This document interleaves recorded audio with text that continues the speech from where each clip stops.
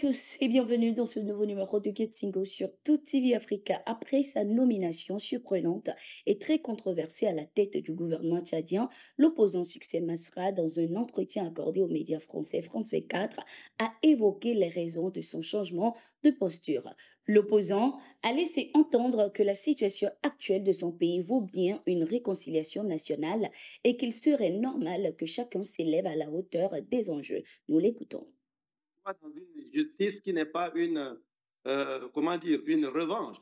La justice, ce n'est pas la vengeance.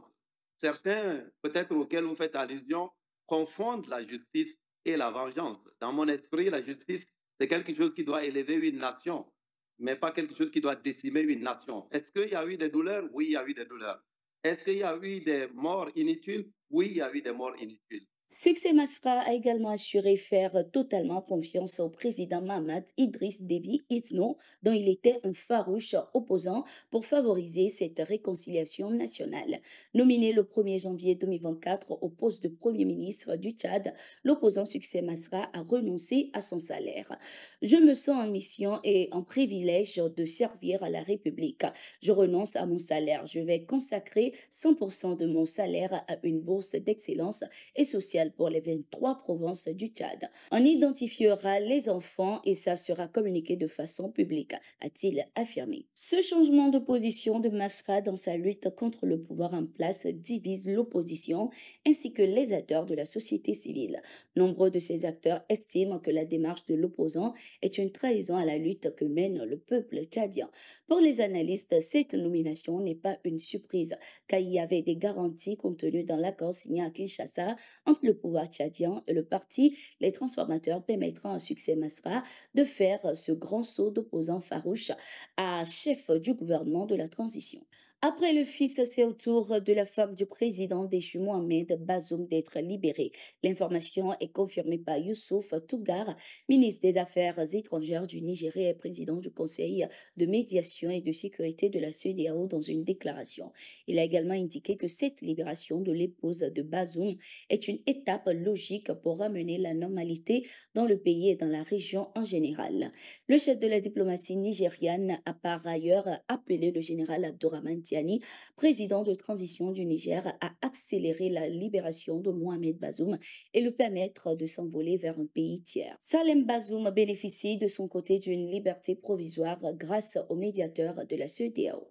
En République démocratique du Congo, la Cour constitutionnelle a confirmé la victoire de Félix Tshisekedi à la présidentielle du 20 décembre 2023. La justice congolaise a de ce fait rejeté la requête de Théodore Ngo, un candidat à l'élection qui dénonçait une multitude d'irrégularités. Pour Patrick Mouyaya, le porte-parole du gouvernement congolais, avec la décision de la Cour constitutionnelle, la page de l'élection présidentielle se ferme. Félix Tshisekedi entame donc son deuxième mandat de 5 ans à la tête du pays. Selon les résultats de cette élection présidentielle, le président sortant a obtenu 73,47% des suffrages exprimés et son principal adversaire Moïse Katumbi arrive en deuxième position avec 18,8% des voix. Lors de son passage dans l'émission Mali Courage sur la chaîne nationale ORTM, la ministre en charge des transports Dambélé Madina Sissoko a déclaré qu'en 2024, les permis de conduire maliens vont subir une transformation majeure.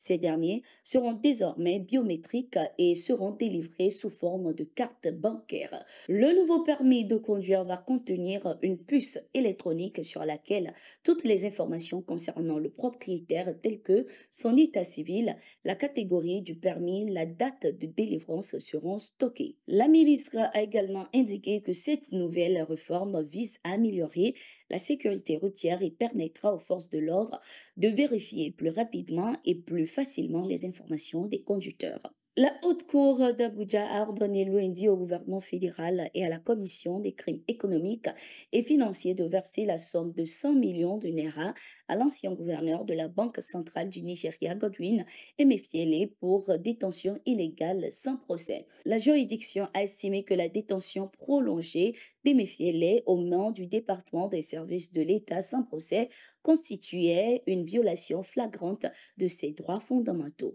La Haute Cour a également précisé qu'il ne pourrait plus être de nouveau arrêté sans un mandat en bonne forme. Pour rappel, l'ancien gouverneur de la CBN a été arrêté le 10 juin 2023, peu après sa suspension par le président Bola Tinubu. Il a été remis en liberté fin décembre après paiement d'une caution de 3 000 euros. Nous sommes arrivés à la fin de cette édition. Merci d'être resté avec nous. Nous sommes en continu sur nos différentes plateformes. À tout de suite.